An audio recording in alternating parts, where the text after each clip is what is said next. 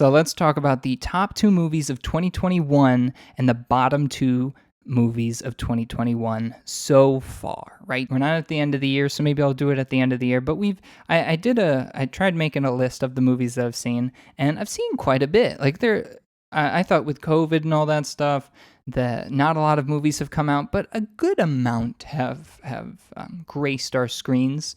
So, like we had Jungle Cruise, The Green Knight, Suicide Squad, Space Jam, Black Widow, Luca, Army of the Dead, Mortal Kombat, The Little Things, The Conjuring 3, Godzilla vs. Kong, and Coming to America. I'm sure there's a lot more, but those are the ones that I can remember and the ones that I've seen. So we're going to talk about those. So let's start with one of my top 2 favorite movies of 2021. I'm gonna say top 2. One of my favorites is Jungle Cruise. I'm gonna say number 2, Jungle Cruise. It was really fun.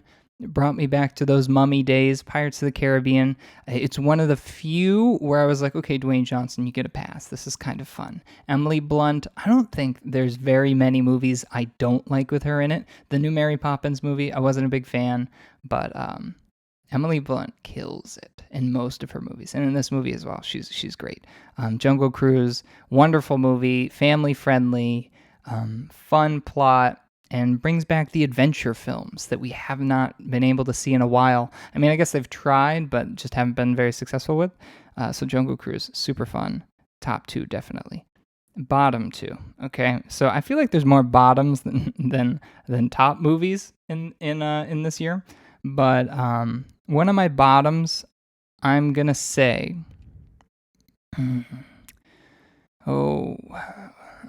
looking at this list, there's a lot that I actually didn't like. I'm gonna say Luca is one of my second least favorite movies of the year, because looking at this list, there's a lot of ones that disappointed me more than this movie, right?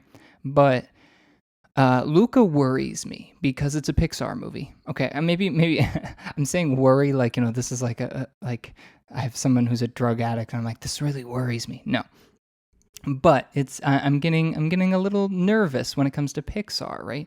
We haven't had a big Pixar movie that's really gotten to me lately. Inside Out was maybe the last Pixar movie that kind of resonated and I think was super impactful. I know they had Soul. Soul didn't really do it for me. They also had that one with Chris Pratt and Tom Holland where they're like goblins in fantasy world and they're trying to like save their dad who's like floating pants. I don't remember what that one. Onward. I think that one was called Onward.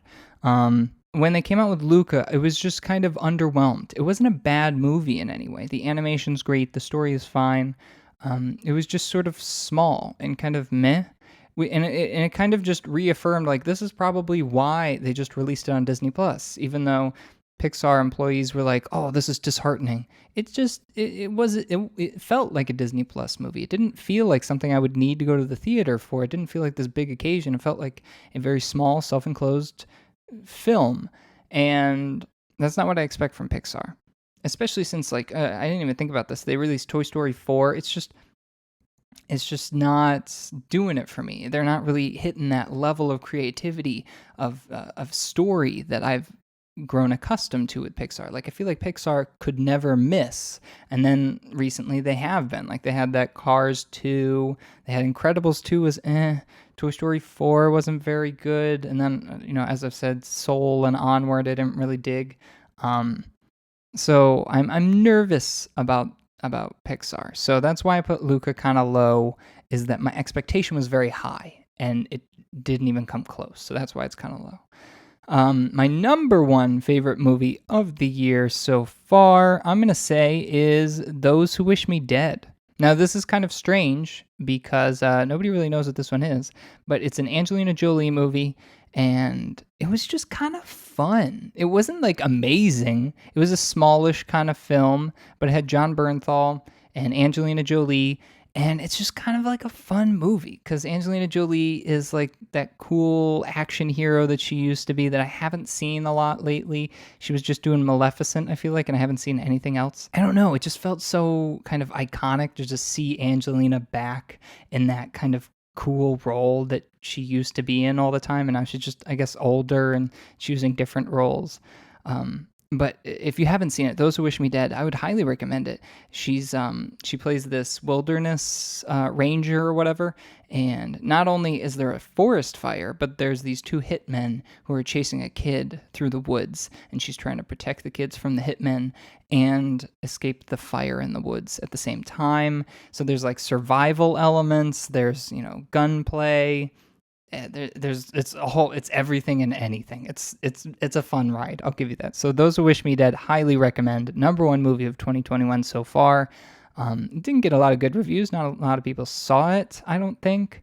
But it was on HBO Max. It might still be on HBO Max, but highly recommend. And so that leads me to my worst movie of 2021. And this one's not hard. It's Coming to America.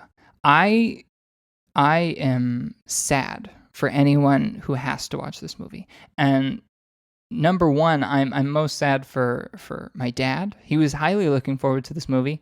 I don't remember what he thought about this, but me and my mom honestly wanted to turn it off at a certain point because not only is it just the jokes don't age very well, which is kind of weird because it just came out. So like the fact that the jokes didn't age well and it's only been a couple months, it just tells me it's bad jokes.